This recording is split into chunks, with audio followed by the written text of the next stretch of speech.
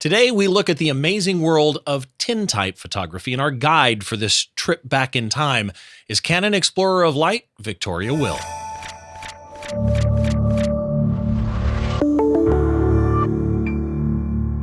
Hi, once again, welcome to Behind the Shot. I'm Steve Brazill, and today we have a show I am so excited for. I've been chomping at the bit to get this one actually recorded and on the air. We're going to talk about what I think maybe one of the coolest types of photography. Most of us think of it as this ancient thing from the 1800s with cowboys, but that's not the case. Or, old Civil War generals or something.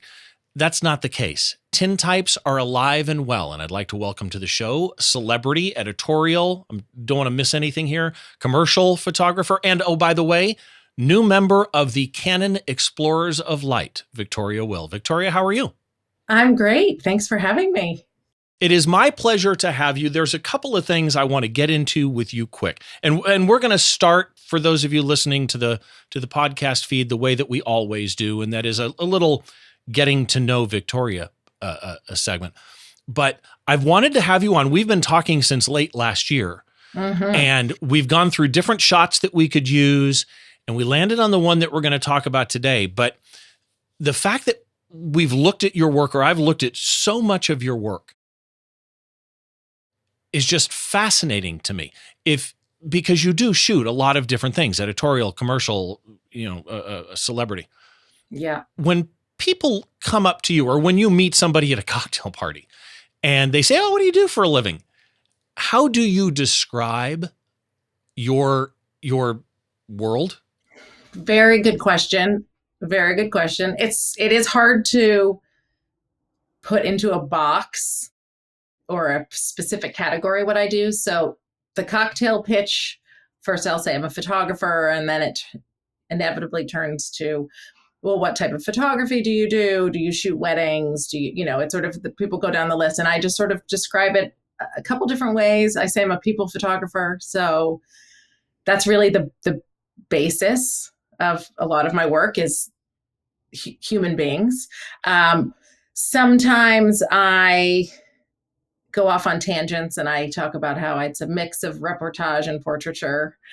It really depends on the audience, but people are the base of my work. Okay, so I've researched you to death. Okay. I've watched YouTube videos and all kinds of stuff. And I don't know how I feel about that because I don't know what's out there. I'm glad you did your homework, though. So thanks. It's all really good. Trust me, it's all really good. Great. And I could listen to you. So there's even the tintype stuff we're going to talk about today. There's a YouTube video Profoto did from Sundance back in 2015. I'll get into that later. But watching you describe or watching you work is fascinating to me. But here's the thing that really stuck out to me. So you started, correct me if I'm wrong on any of this, because again, internet, of course. Right? You started out as a photojournalist before you went into celebrity, editorial, commercial type stuff. Yeah. And I find that an interesting move because most people who get into photojournalism have a mental approach to why they're doing photojournalism. That transition to the more business side of things, what spurred that? It's a great question because it wasn't a conscious decision. I didn't have a 5-year plan, 10-year plan. I was working in New York as a photojournalist, and my bread and butter was coming from the New York Post.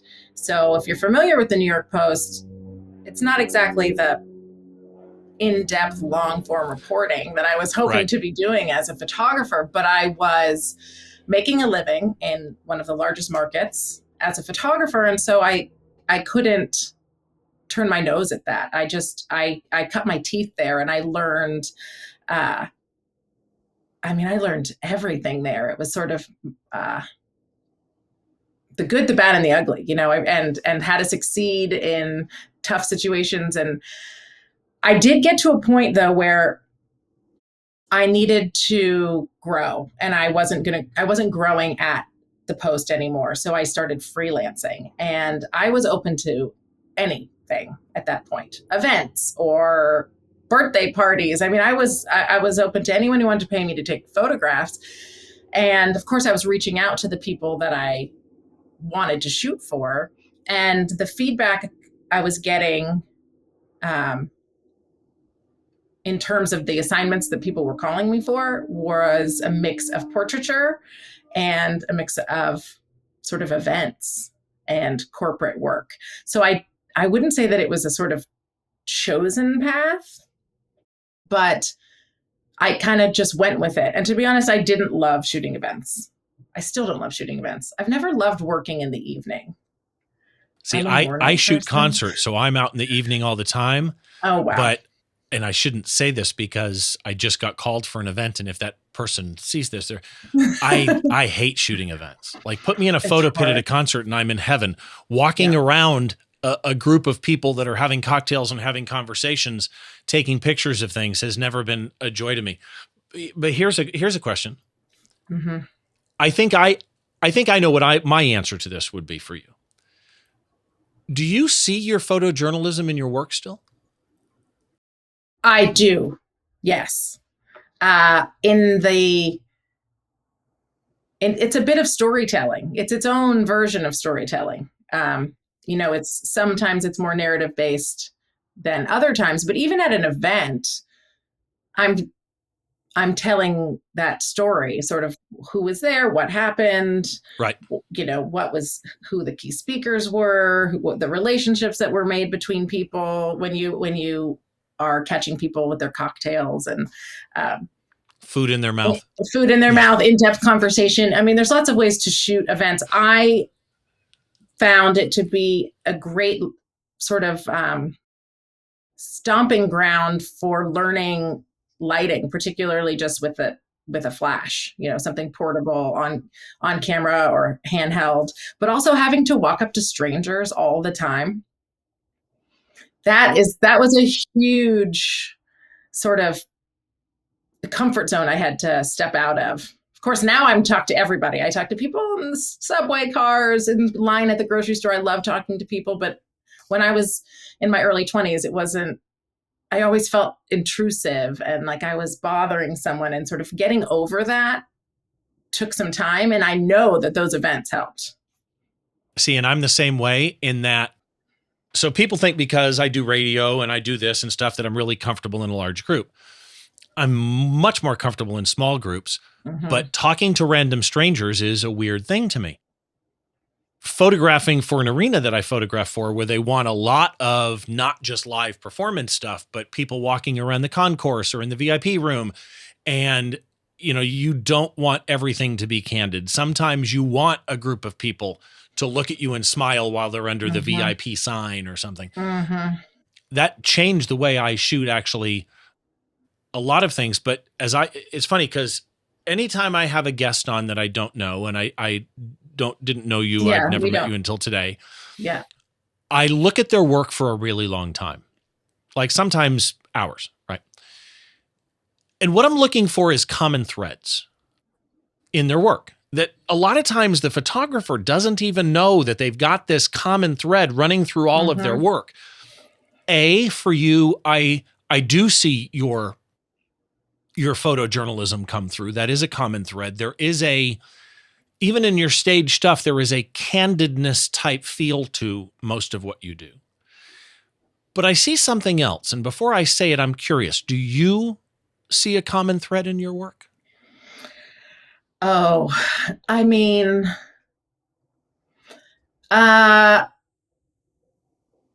sometimes, but I wouldn't say that. Okay, so I'm sort of I'm not thinking out loud here, so I'll start articulating when I was just thinking. There are some photographers, I think you can look at a work and you immediately know that's Platon, that's Annie, right. Just giving examples there. But I don't think my work necessarily has that sort of signature to it. I wish I would like it to, because I shoot fashion, I shoot, the celebrity, the editorial, and I would like it to be cohesive. The thread is that it's my point of view. I'm putting some of myself into it. But I do Right. think, I think I'm more drawn to work that feels more intimate, potentially. So I don't know where you're going to go with this as far as what you see, but I think I do try to connect with my subjects and on any level. We don't have, we don't have to be best friends, but there needs to be a connection, something that is creating a bond between us, even if it's just in that moment. And it's for those 5-10 minutes. I'm gonna really try to make sure that we are sort of living in this world together. So I love this. This is why I love doing this show, because you just said exactly what I was thinking. You said that it's got your point of view and everything. 2, that you just need to make a connection with the person in front of you. You don't need to be best friends, but there has to be something real. And here's the notes that I took. Like I literally wrote these down when I look at your work. For me, the thread in your work is honesty and authenticity. That's what I wrote down. And impact. Your work has impact. Now, there's one other word I wrote down, and I'll get into it more later because it kind of needs a better description than I want to put here. Okay. Your work has, and I don't know if this will make any sense to you at all, your work has an airiness to it. Oh, okay. Now, I don't even know how to make airiness tangible to people, but your work is honest, authentic, impactful, and it has an air, like a lightness to it that I love. Your work has drawn you to work for Carhartt, Levi's, Netflix, Hulu, Miller High Life, Ralph Lauren, Samsung, Amazon, AT&T, right? You've got some big clients. You mentioned the Post, but also Vogue, New York Times, Rolling Stone, ESPN, right? Here's my question. Going from, by the way, you even have work, I got to ask you about this one. You have work in the permanent collection at the Met, the Metropolitan Museum of Art. What the heck does that feel like? Well, that is my book, which is Born Back, which is my collection of tintypes. And that is still something that I still, the joy that it brings to me it's hard to describe. I mean, it doesn't get old. It doesn't feel like, that old institution. No, I think that's very, I'm still humbled by it. Wait, what? That's my reaction.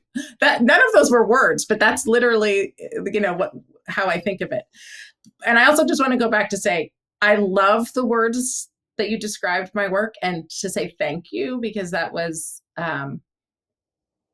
it was honestly music to my ears. It's sort of, I don't think I consciously go into a shoot trying to hit all of those notes necessarily, but those are sort of it's the fundamental place I'm coming from. So the fact that you see that makes me feel as though I'm doing good work, or I'm having success when I go out to make images. So it was fascinating to me that you basically said the exact same thing when you described it yourself. I felt like I got a test right. Your work has ended up getting you a lot of awards, and that all of this kind of leads me to wonder. You're a photojournalist. You make this transition. Many people are quote unquote portrait photographers, commercial photographers, etc. And yet there is that point where the client base changes, right? The companies that I mentioned aren't normal commercial clients for a lot of people, right? These are Fortune 500 companies. Was there, in your memory, a tangible thing or moment or moments that, I don't want to say cause, it's the wrong word, that you see as that transition to getting those really big gigs?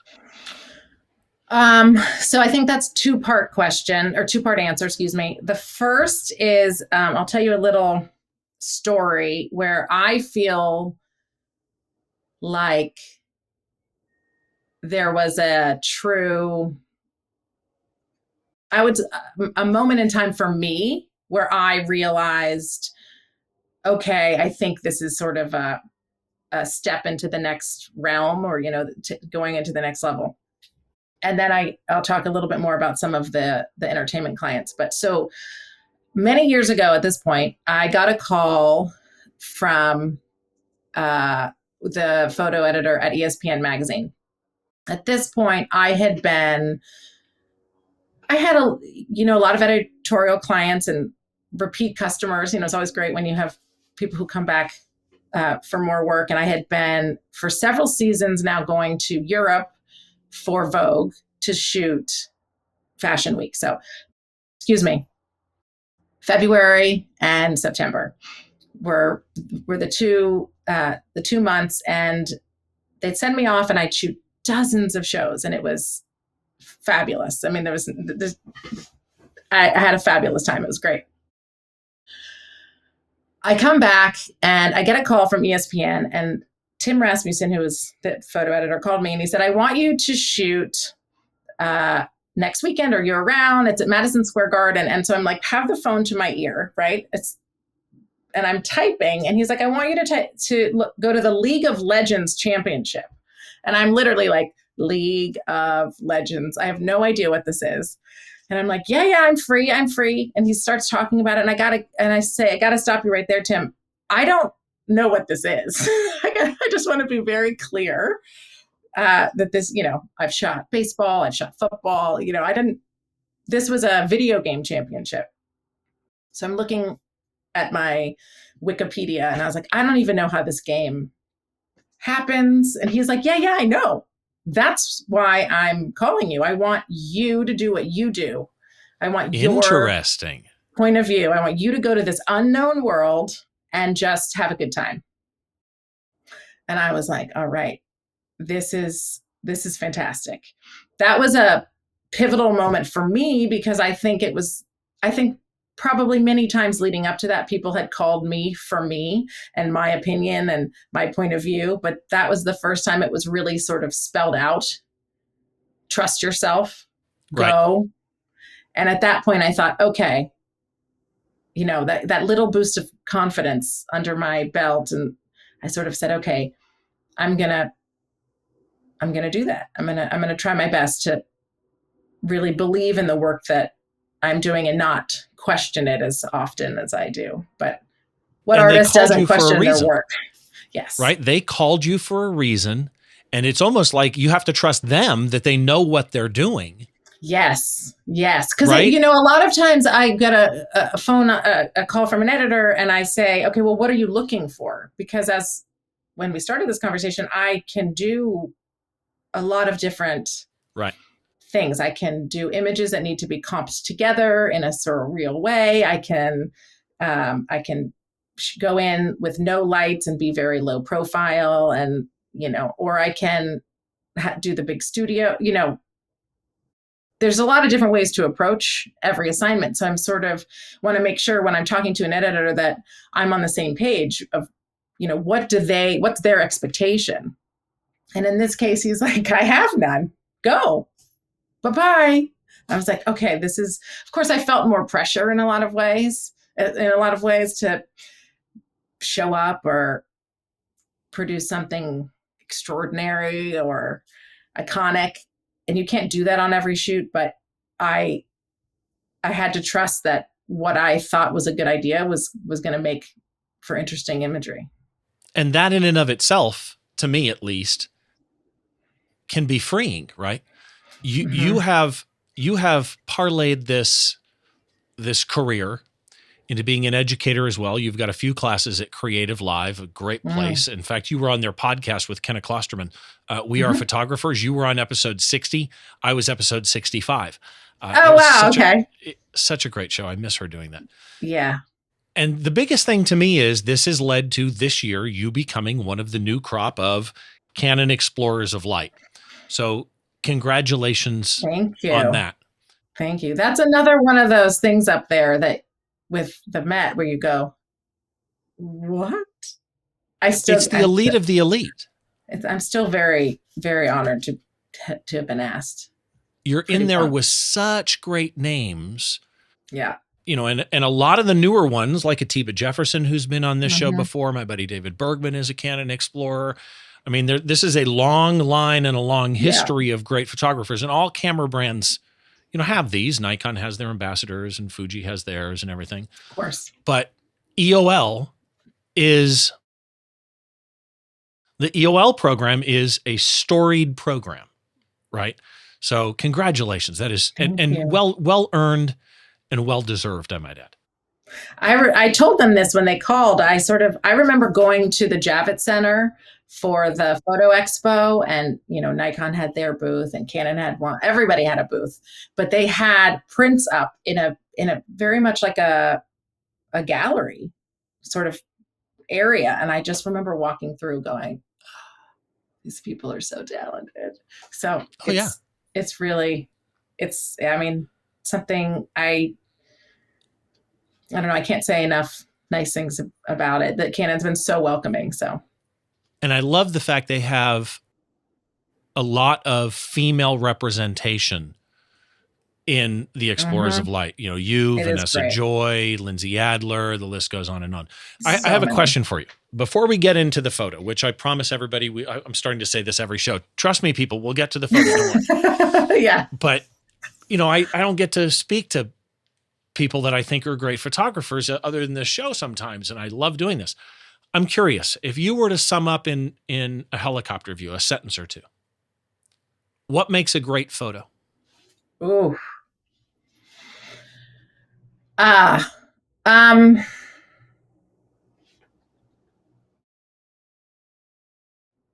for me, I think a great photo is something that makes you feel something. So that could be a joyous feeling. It could also be terrible, could deep reach into into your chest and rip your heart out. Yep. So to me, that's definitely one barometer. Probably the most important. I think I could probably add to that list, but it's the rest are sort of subjective. Okay. I mean, I guess it's all subjective, but for me, that's what it is. I have to sort of have a tingle, a little ping. Something has to make me stop and question. It has to have impact. Yeah. Impact is another word. Absolutely. But it doesn't need to be, impact. Coming from a photojournalism world, impact often means you change conversation, you change policies, much larger sort of societal impacts. And for me, it's just so individual, and it's just about the viewer. And I want my viewer to feel something. So I mentioned when we were talking about the common thread thing. Mm-hmm. And again, I don't know if this makes any sense at all, but your photos have an airiness to them for me. Okay. And I've thought about how to try and verbally describe that. And the only thing I can think of is that your pictures have they have this sense of space. And I'm not talking about they're always shot at 15 millimeters, right? But even when you shoot tight, your pictures have a feeling of space, right? Mm-hmm. And I guess what I'm curious about is, when you look at some of your work, how do you approach your different subjects, celebrity, commercial, fashion? How do you approach shots like these that I'm putting up on screen now, and your Tintypes and your other types of work? How do you approach all of those different subjects? They're all connected, obviously, but those different things, to bring that sense of atmosphere that you bring. Atmosphere is the word. So interesting. Well, I sort of was nodding as you were talking, as though I know what you're talking about, and I do in a way, but I was going, okay, I'm listening, and I'm trying to sort of think of what the practical application is. Atmosphere is a really interesting word. One of the things I would say is that my shoots are very organic. So I might have an idea or 10 ideas, but when it comes down to it, when the subject walks in, whomever that may be, I'm ready to take a left turn or right turn or zigzag down the road. We'll see what's happening. So a lot of it is about what's happening in that room right then. And I think I'm drawn to let me think of a word that feels right. I don't want to say I'm drawn to, just joy, because my images are not always, somebody smiling, grinning ear to ear in that way. I think I'm trying to come up with, I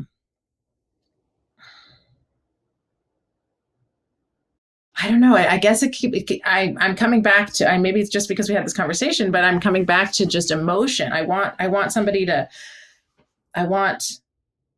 someone's hearts to skip a beat this is That's grand. Good. Yeah, but it's grand. You can't expect that in every image, but I want someone to, and I can't expect that from every viewer of the photo either, but I'm trying to touch somebody, and I'm trying to, so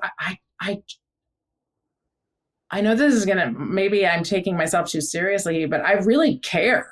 Like, I really give a shit on every shoot, on every setup that we're doing. I want it to be, I want it to feel fresh and different. I'm sort of looking for something I haven't seen before, maybe. And sometimes I'm successful and sometimes I'm not, and I think, I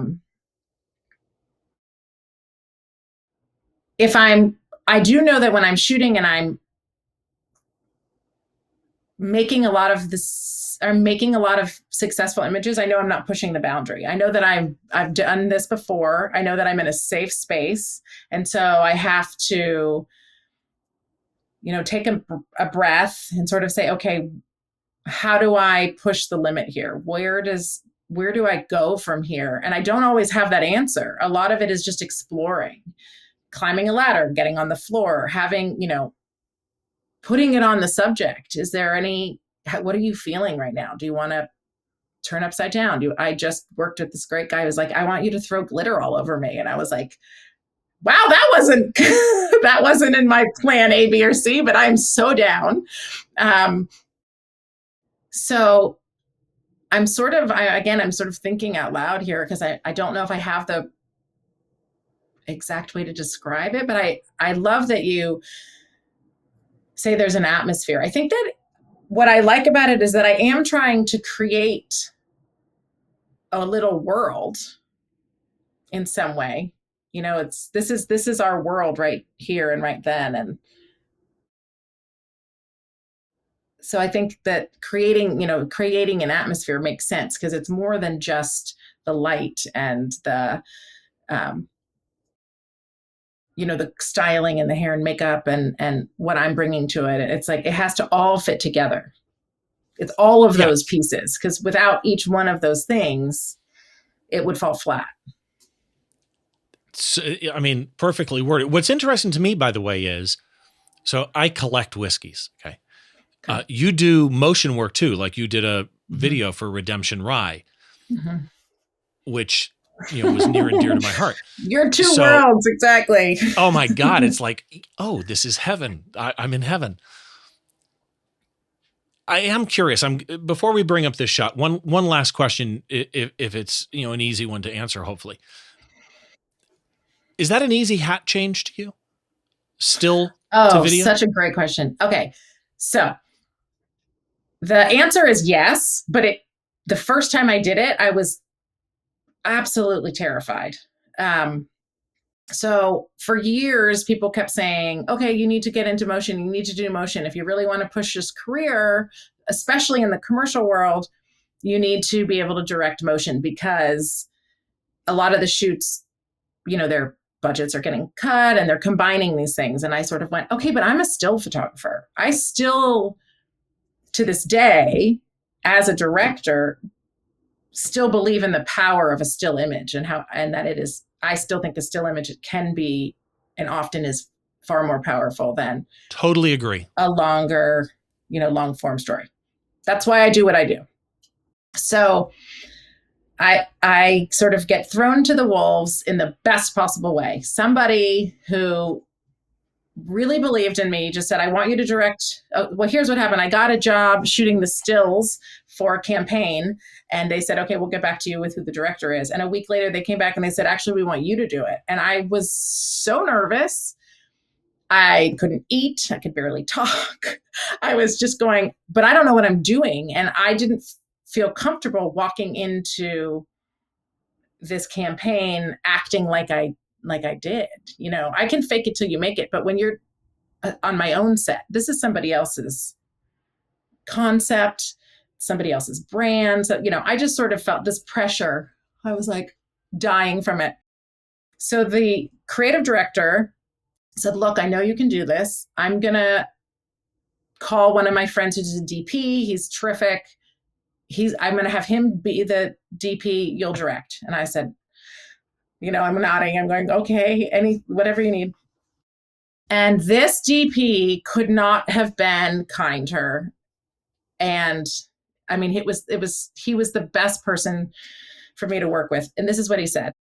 He called me and he was going, what kind of gear do you want to use? This is what I'm thinking. What are you thinking? And I'm going, Max, I'm not thinking. I can't.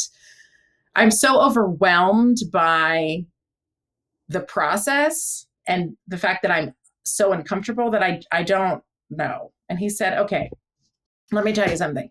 He's a big time DP. He's done, huge commercials. I think he's got a Marvel movie under his belt. We're talking next level. And he said, I often, as a DP, I obviously work with all different types of directors. I often prefer working with photographers because they have a point of view. They know what they want. They might not know how to get there in the motion world, but they know what they want and they can articulate it to me. He said, I prefer that to, the young next Scorsese, and then the next Spielberg. Well, and it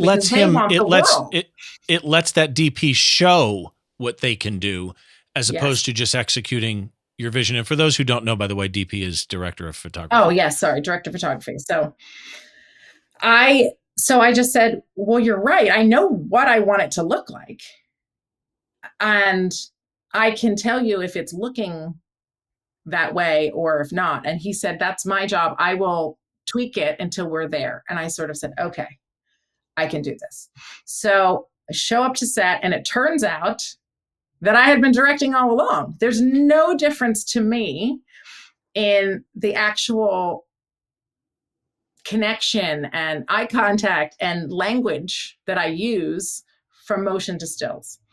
Some directors sit with they're listening to lines and they have their headset on and I have to do that sometimes. But most of the time I'm standing next to the DP, holding a monitor, still having that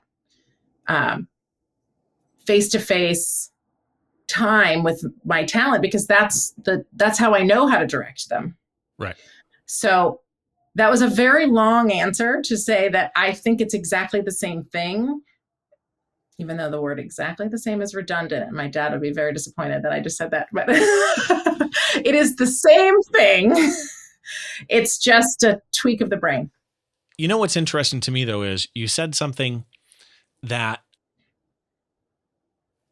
talking about still, the thing to me about, so I don't do video, but I appreciate video on its own. However, when I've had people say to me, everything's going video, and my response is always, still, it's not going to go anywhere, because there is something extremely unique about taking a moment frozen in time. And the example I tell everybody is sit down in front of CNN or whatever your news channel of choice is and try hitting pause when the anchor is talking, and try and pause that moment where they're not looking like but instead looking nice.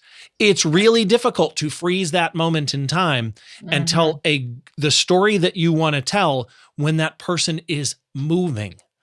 That's one of the things I love about still, but I also can appreciate the difference in motion. I want to get into this shot. And before we do, I just want to remind everybody that, as always, this show, every show that I do for that matter, the show notes and a full blog post that I write about my guest and a small sample gallery of their work and all the links that we mention are at behindtheshot.tv. Of course, if you're watching or listening through your podcast app, it's available in audio only. Or if your podcast app like Apple Podcasts supports video, it is actually available as video in a podcast feed. And of course, I also put the video up on YouTube. Right down below the like and subscribe button, you'll also find all the links and a small description. It's not the full blog post, but it's a good section of it. So let's get into today's image. And I mentioned at the beginning, we're going to talk about tintypes. This is a tintype of actor Sam Shepard. And when I first saw this on your site, so you and I had been going back and forth, and some of the shots that I pulled up earlier, we were going to do one of those originally. And then I said to you, we could do something from the Born Back project that you have listed on your website. And you came back in an email and said, oh, the Sam Shepard shot. Yeah. I was talking to somebody about that, or talking to somebody the other day, and that shot came up. So I want to start here because there is an ethereal, ghost-like, old-style type feel to this image as well. There's also a modern feel to this image as well, but it is a tintype. And for those that don't know what a tintype is, also known as a wet plate, what is a tintype? How do you describe what a tintype is to somebody that's never seen one before? Yeah, sure. So I'm going to say it in pretty pedestrian terms because that's my sort of the way I best wrap my head around it as well.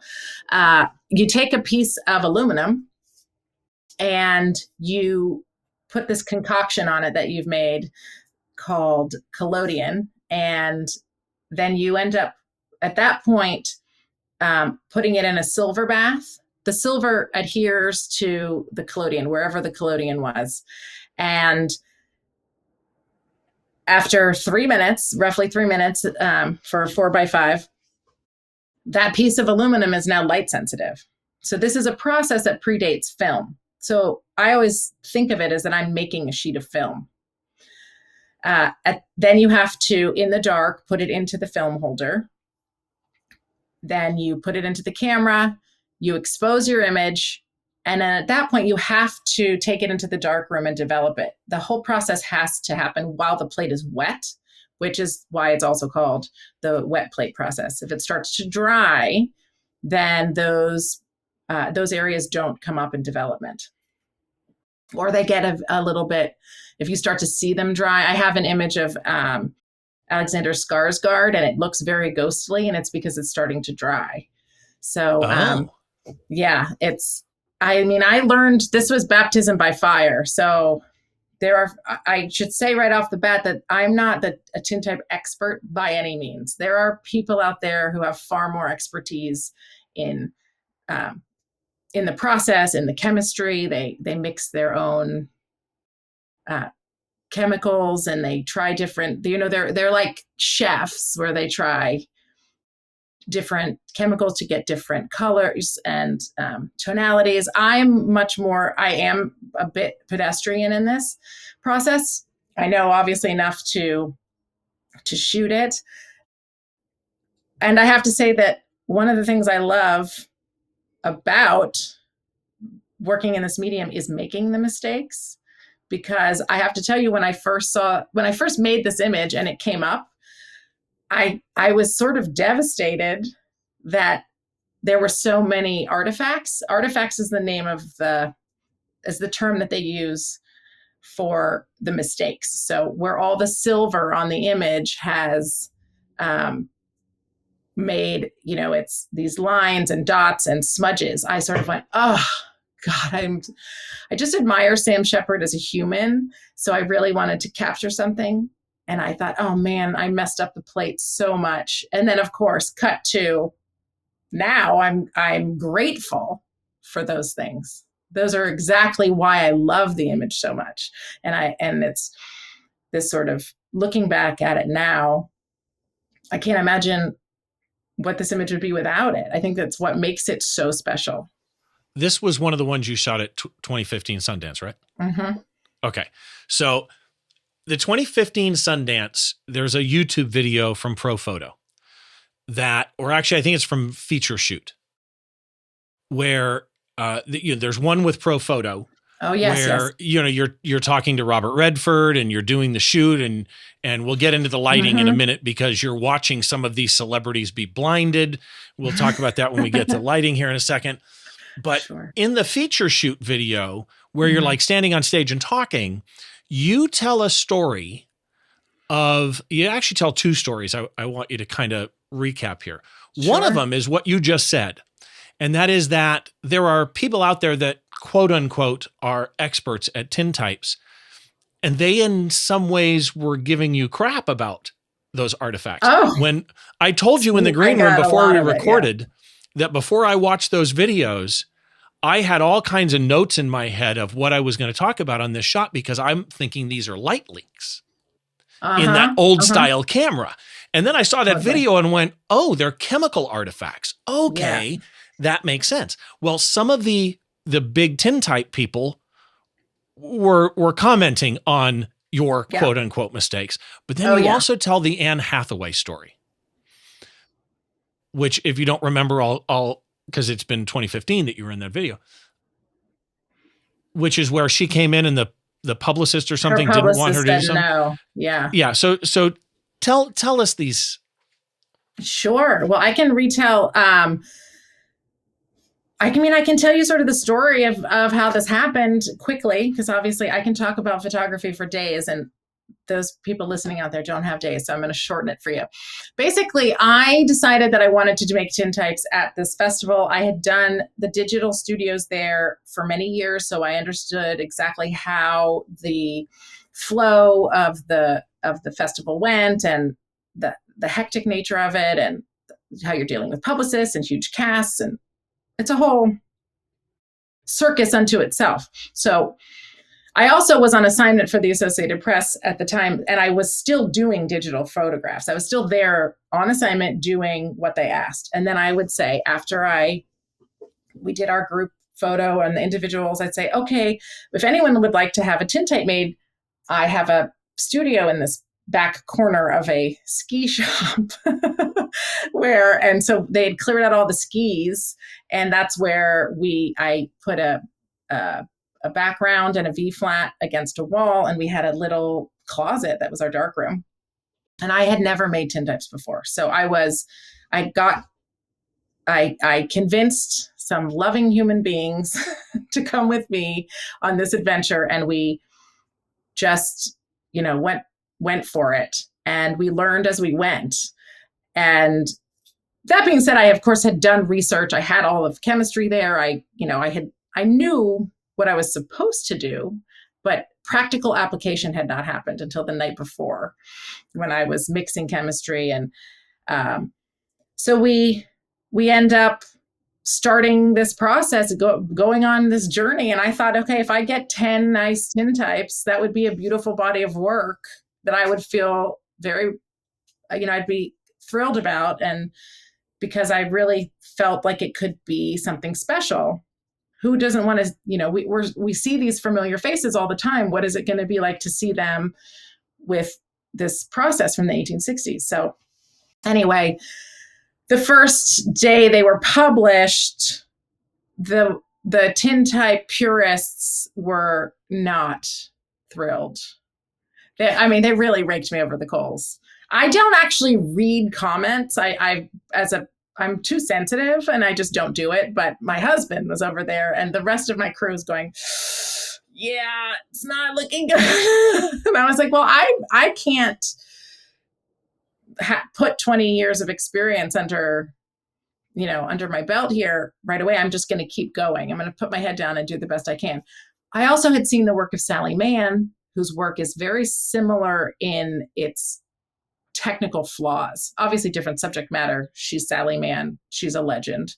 But she just sort of owned it. And I said, okay, I'm just going to own it because I really believe in it.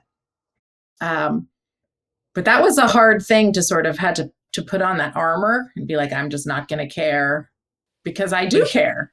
But here's the thing, because this is interesting to me. I understand purists, right? And I try not to read comments. Unfortunately, I do because Steve's brain is weird. And I get the weirdest comments on YouTube sometimes. And I'm not going to lie, they hurt. Like everybody says, oh no, it's YouTube, just ignore it. I'm like, you don't understand. I have to read it, and I do take them personally. But these artifacts, right? These quote unquote mistakes are what make this body of work to me. I've seen a million tintypes, and they're all tintypes, and they're amazing. But I've also seen a lot of great portraits that are portraits, right? It's what you were talking about before, that you want an image to speak to you. Yeah. Those don't. I mean, I see 5 of them and I'm done. Every one of these is this unique piece of art, which is, you mentioned it earlier, your Born Back book, which was 2017. It's still available, peanutpressbooks.com. And the link is in the show notes for the book if you want to buy the Born Back book. But to me, that's what makes these shots, right? I mean, I think so. It's that uniqueness. Yeah. I think so. I mean, I really, so I can tell you the Anne Hathaway story was just that. So she came in, as each talent does with their publicist, and her publicist said, we can't have any individual shots of Anne. It's only going to be her and all of her castmates. And I said, okay, as I always do, smile, nod, sure, I'm going to follow the rules. And then I asked everyone else, I said, do you want to make a tintype? And I had them all laid out, because at this point, tintype wasn't as well known a term, or, the process. If you knew the process, you were probably in the photo world. So if you're not familiar with it, what are you talking about? So I had them there to show people.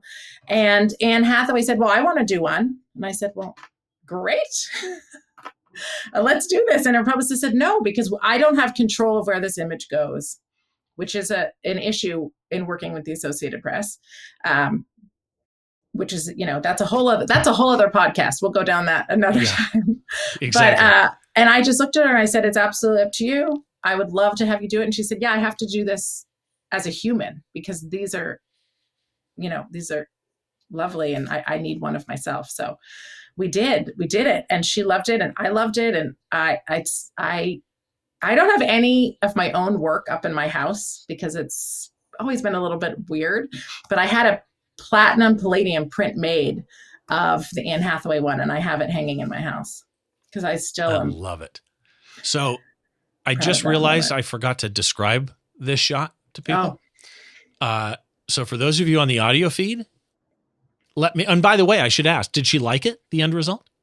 She did. She loved it a lot, but I think she went into it knowing that it's unusual. It's especially if you're a woman. I say this to everybody. It ages you a bit. And because of the UV process, so not every woman likes to see themselves, in 10 years, right, or the freckles that are hidden under our skin. It picks those things up, and so some women don't love it, and I don't, especially if you're really particular about putting, about your image and putting it out there in the entertainment world. I understand it's not for everybody, but if you were sort of in on this project, which was exactly, that was the point. Who am I under these circumstances? And Anne Hathaway was one, and Maggie Gyllenhaal, who's actually on the cover of the book, she came back several times, as did Glenn Close, because they said, wait, I want to do another one. Let's, but what's interesting, I didn't mention this, but I'll say this quickly before you go into describing it, is that I had the opportunity to only shoot one plate of everybody, because that's just the time that exists at Sundance. So one plate, and then everyone was off. Sometimes they didn't even stay to see it develop. Sometimes they did, but the few plates that I have, where I have multiple plates of the same person, is because they came back, that's when I sort of went, wow, this, I was sort of onto something here, because it feels fresh and it feels creative, so much so that people are taking time out of their day to come participate. So that felt like, that we were on to something in this strange circus that is the world of Sundance.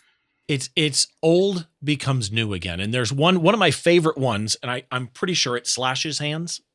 Mm-hmm. Is just, yeah. I saw that shot and I knew. Did you? That's Slash's hands. Oh my God. Yeah. And it's so hard to describe the feeling when I saw that. It's going to be difficult to describe a tintype verbally. Now, I understand for everybody who watches this show, I say that every show, that it's going to be hard to do, because it is hard to put a picture into words. But here's the deal. There's not, quote unquote, a lot in this to describe, right? There's no trees in the background. There's no waterfall. Mr. Shepard is not standing on a bridge. It's nothing like that. It's a portrait. It's a portrait on a dark background of a guy, just done in the most amazing way. So here's what I want you to picture for those of you driving or on your, listening on an audio only feed, and be aware the picture is at behindtheshot.tv, or of course you can also see it in the YouTube video if you want to go see it there. But picture those old time black and white photos from the 1800s. The ones where it would be Billy the Kid, right? That's the tintype. Or the old, Civil War generals is a good example. It's portrait orientation, and the subject of the picture is the actor Sam Shepard. It's a close-up shot. It's chest up, like just below like his jacket pocket, all the way up to his head, and it goes beyond his head. His head is actually about center frame, and he is turned about 45 degrees camera left. And here's what's cool. He's looking down as though he's in deep thought. And for some reason, because of the artifacts, I don't know that this picture would have worked anywhere near as well, except for those artifacts, because his head is down and he has this white hair, right? And he's wearing a black shirt. I'm assuming it's black. It's black and white. In the black and white tintype, it comes out as black. A pinstripe jacket, thick black rim glasses, right? And the way I thought of this originally was there are light leaks, like an old camera has light leaks everywhere. Now I know it's not. It's chemical issues. So the chemical smeared, think of it that way. So Sam Shepard's hair smears off of his forehead, at the front of his head, all the way to the top of the frame, and off the side of his head, and that goes to the upper left corner of the frame. The back of his head smears almost all the way up to the right corner of the frame, which is creating, in this old style, you're creating these geometric shapes of triangles. That smear that goes from the side of his head above his ear to the upper right corner of the frame creates a triangle with the other smear at the top. It also creates a triangle of black over his left shoulder. There is another triangle in front of his face that goes down his right arm to the edge of the frame up to the other smear. The composition on here probably, this could be accidental or it could be intelligent. It doesn't matter to me. It just works. I even thought maybe he moved to create these blurs. But again, now we know what it is. The edges of the frame have this kind of a burned edge look to it. And that's the tintype. Again, here's what's interesting. There's not a lot in here from, foreground, midground, background, pose. This just works on so many emotional levels. Like, because of those artifacts, I also get a different feeling, I think, of what's in his head than I would if those artifacts were not there. Did I miss anything? No. Well, no, you did not. I'll just add that the bottom right frame has these Streaks. streaks that go the opposite direction of his pinstripes, which I've always loved, and Yes. they're just Yes. there. I mean, you couldn't make this twice if you tried. So, uh, The and what's geometry and interesting, everything. so he put his head down. Shooting tintypes was fascinating experience, and and I still do it to this day, but it changed my approach to portraiture, because I had, in the Sundance entertainment editorial world, I often just I'm shooting digital, and I'm just keep going because I have such limited time, and I'm trying to get as many options as possible. Because I only had the opportunity to shoot one, I had to slow down. I had to slow my direction down. And you know how if you're shooting digitally and they're not quite where you want them, but you shoot through it because you don't want to say, that's not working, let's try something else, because that's not great for anyone's confidence, obviously, right? So you just sort of say, okay, I'm going to click, oh, this is great, but let's try this. Okay, got this, let's move on. I mean, I'm just sort of ad-libbing how that might go. With this, I remember thinking to myself, if I don't open my mouth and say exactly what I need the right way, I'm not going to get the picture that I want. And so I remember I kind of wanted him to look at me, because that's what I thought I wanted. And he sat down, and and he was very quiet, and we're in this back room, and it's me, my assistants that are helping me, and if there's not enough space for a publicist or anybody, so he's just sitting against a wall, and it's me. So it is very intimate. It's very close. And I said, just make yourself comfortable. The most important thing is please don't move after I focus, because all sorts of things were going wrong.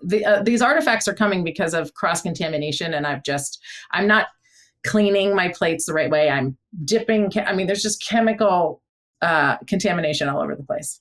Turns out that's great. But, at the time I'm going, okay, nobody move. So if you wouldn't mind, please just stay there. But he looks up at me, and I focused, and then he looked down again. And I didn't have the courage to say, okay, I need to take 3 more minutes, or 3 more seconds to look under here and refocus. So I just went with it. And I'm so glad I did, because it was, sometimes Sam Shepard knows better than I do.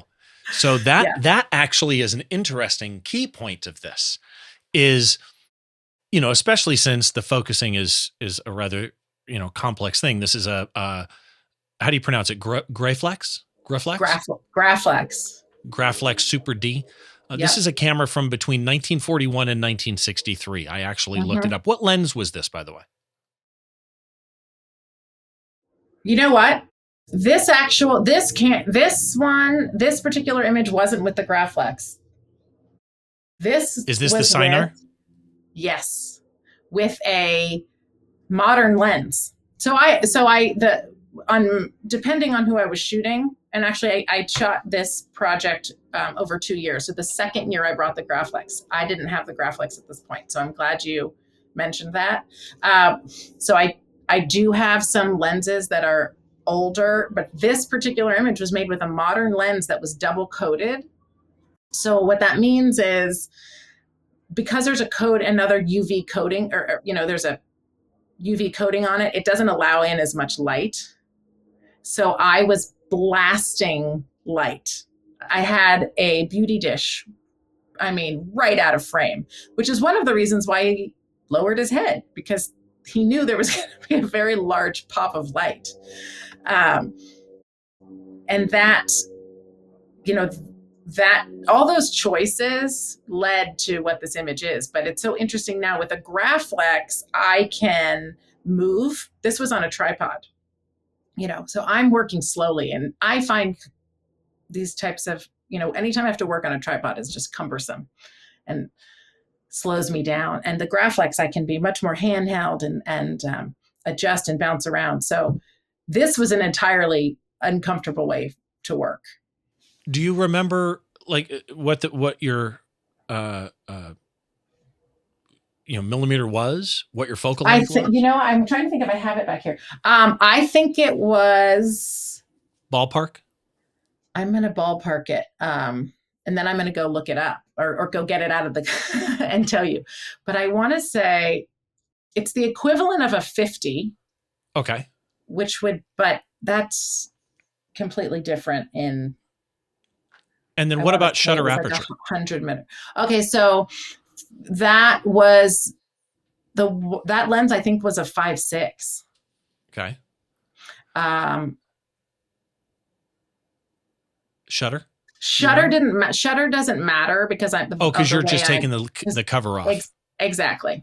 Okay. I'm just taking the cover off, but yeah. The ISO is the interesting one. Yeah. Because this is where the nightmare comes in. Yeah. Again, you mentioned, by the way, you have to develop these really, really quickly, but explain when you're shooting this type of a camera, the ISO nightmare.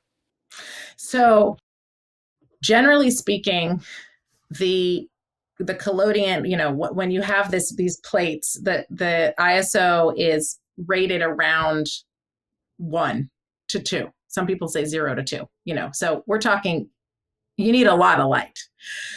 What was fascinating is that I knew this, except it was still so new to me that when we first got to Sundance, I had an ice fishing tent because I didn't know if I was going to have a dark room. And I'd heard that people had made them in ice fishing tents. And I was like, okay, this is going to be genius. So I set up this little ice tent to do some tests. And I could see these tiny little lights, like little holes in the ice fishing tent. So I'm gaff taping them up. And now in retrospect, I'm like, there's absolutely no way that those would have affected it because of the way the ice fishing tent is basically black duvetine and whatnot. You should have seen me like gaffing each little thing. And it's just not that light sensitive. It needs to be in there for a really long period of time to get any of that. But I didn't know any of that. It was these hilarious mistakes it's how I got here. It's how I grew. But the ISO requires you to use a ton of light. So, and light that's, well, let me just say this. If you look at tintypes that you've seen at a antique show or, at a antique store and whatnot, a lot of those were traditionally used hot lights or the sun, right? So people were holding still and it would be, 8 seconds or 8 minutes, depending on if it was a cloudy day or how many hot lights they were using. I'm using strobe. I was like, I don't know what's happening.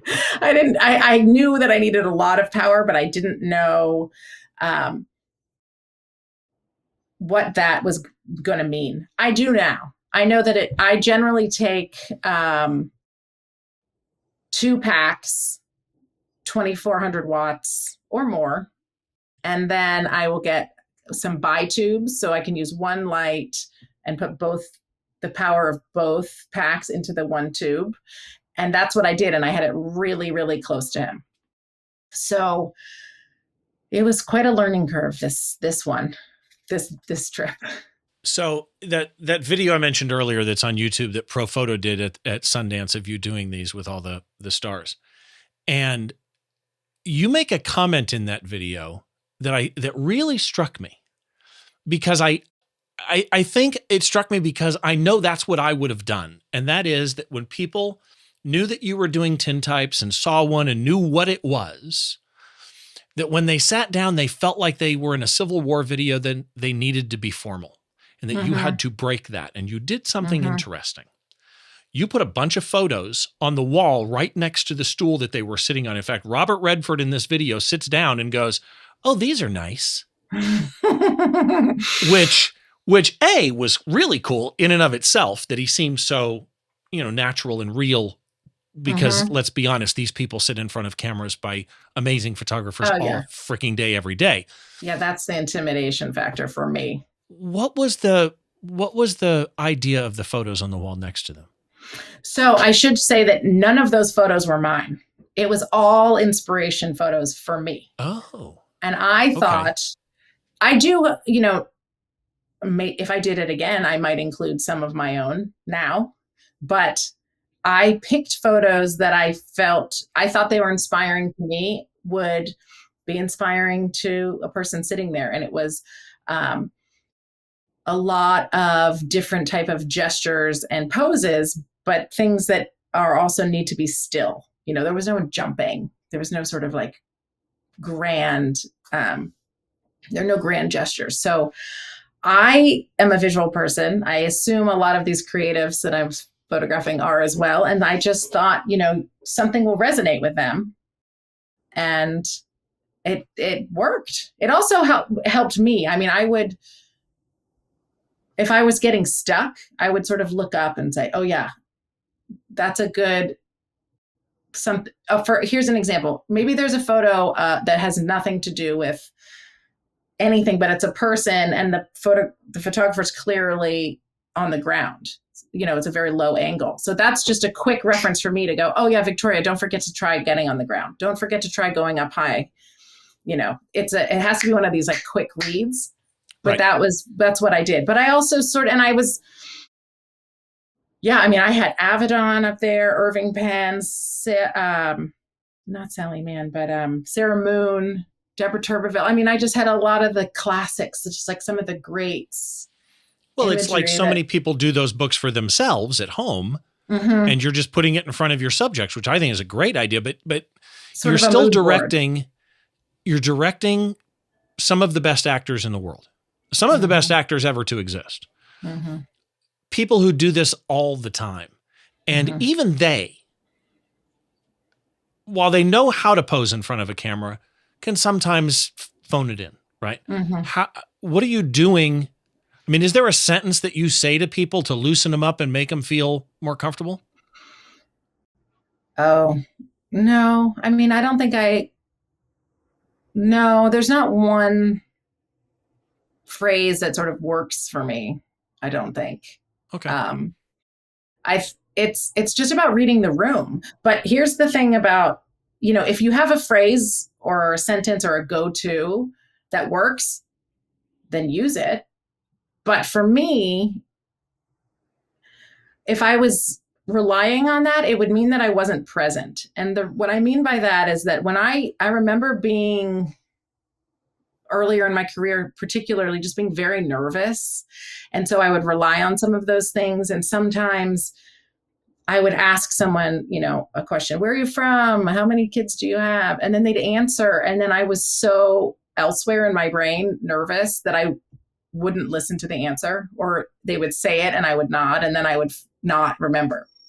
And that was just a sign to me that I wasn't present. My brain was moving too fast. I was worrying about the wrong things. So I really try to be present when that person is there, meaning my light's already set up. I'm not tweaking. And if I am tweaking, it's my lighting director or my assistant who's tweaking, because he knows, the person sat over 3 more feet. So he's just going to move the light over without asking me, because he knows what we're trying to achieve. So it's a follow spot basically at that point. Yes, it is. Exactly. So here's the deal though. As cool as these are, I'm showing it on a computer. You took these Tintypes, which are aluminum. Yeah. And you scanned them into a computer. You converted them to digital. When you convert them, other than whether or not you need to color correct the scan, because depending on the scan, you're not going to drum scan these because you can't bend them. You're going to flat scan them. And if you're going to flatbed scan these, a lot of flatbed scanners introduce greens or whatever into it. Are you doing any post work on these digital files or not? Yes, I am. I'm trying to get them to feel the way they do in your hand. And you can get close, but I think it's very challenging. It's just never the same as holding it. The reason is because the silver has a bit of it's 3D. It has a, you're looking at it, and it reflects light in different ways when you're holding it. And of course, you lose that in the scan. I think right. My publishers at Peanut, we worked really closely with our printer up at Meridian we tried different glosses on papers. We tried adding metallics. Oh, yeah. We tried all sorts of things to see what actually made it feel like holding it, because that's such a personal experience.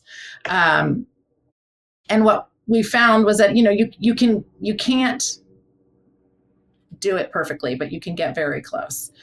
But yes, there are greens. There are sometimes tons of dust if you're not careful.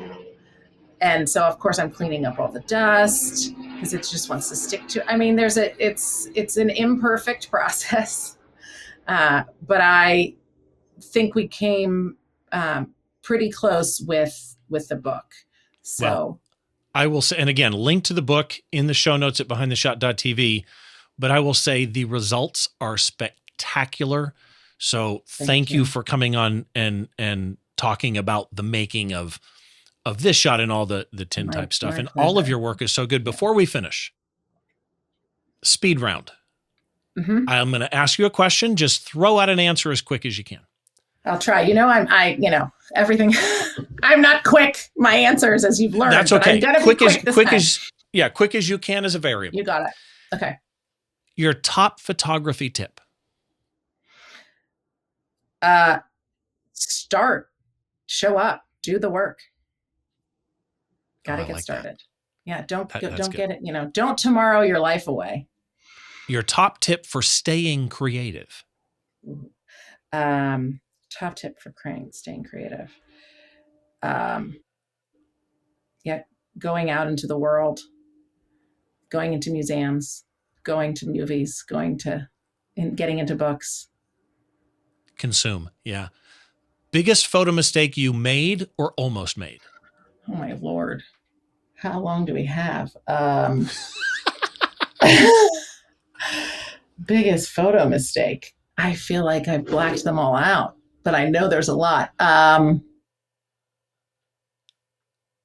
just say, I said this a little bit, shooting for yourself, trusting yourself. Don't make pictures you think other people want to see. You have to make them because you want to see them. Favorite composition rule, if you have one? Definitely don't. I would say, trust your gut. That's not a composition rule. It's throw all the rules out the window and trust your gut. Actually, trust your gut should be a composition rule. It actually should. Favorite band or performer? Oh, holy cow. There's so many. Favorite band right now. I just saw Nathaniel Rateliff in the Night Sweats. Awesome. Favorite performer. I have no idea. Let me think. I might have to say Garth Brooks in the 90s. Oh, okay. Just going to throw that out there. No, it works. That totally works. Favorite drink? Spicy margarita. Ooh, I like that. Some tahini on the rim. Yes. Favorite movie or TV show? Okay, just saw The Bear. Finished The Bear. I think it's excellent. As a TV show, second only to The Wire as far as television in the history of. Favorite movie? Wow. Bull Durham and Shawshank Redemption. Ooh, good picks. Shawshank is a classic to me. As Shawshank comes on, you can't keep changing channels, actually. Right. Last question. Is there any photographer out there that you think more people should know about? Oh, I got so many.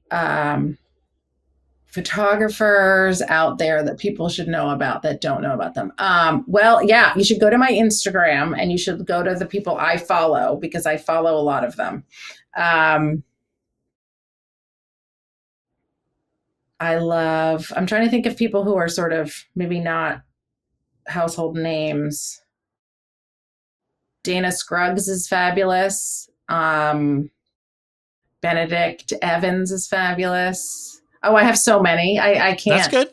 That's good. I'm constantly inspired by colleagues and friends on Instagram. So I like that. We got 2. I will put their links in the show notes at behindtheshot.tv and also in the description on YouTube. So you'll be able to find those there. Victoria, I cannot say thank you enough. Everything, links, images, a bit I wrote about Victoria, they're all in the blog post at behindtheshot.tv. If people do want to reach out to you, those watching on video, I've been putting lower thirds up, but for those that are on the audio feed, what's your website? VictoriaWill.com. Okay. Just WILL. And then social media? At Victoria Will. Super simple. Okay. That makes it really, really easy. And then actually Twitter is VWillPhoto. And again, all of them Twitter's are in the show notes.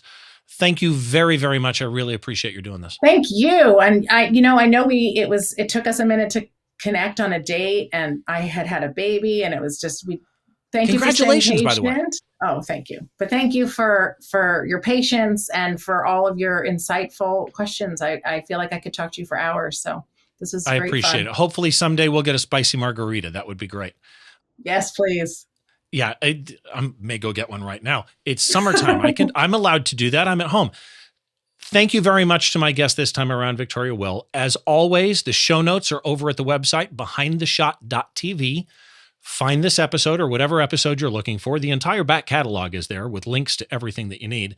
And you can, click any of the links you need there as well in the show notes over at YouTube in the description down below. Also for YouTube, there are always chapters. So if you want to jump back to a certain section, feel free to do that as you need. And again, thank you to everybody that's watching or listening to the podcast. I appreciate your support. If you could drop a review in Apple Podcasts or wherever you're getting the podcast, it would be much appreciated. Throw a thumbs up and all of that type stuff on YouTube as well. Join us next time as we try and get inside the mind of a great photographer by taking a closer look behind the shot.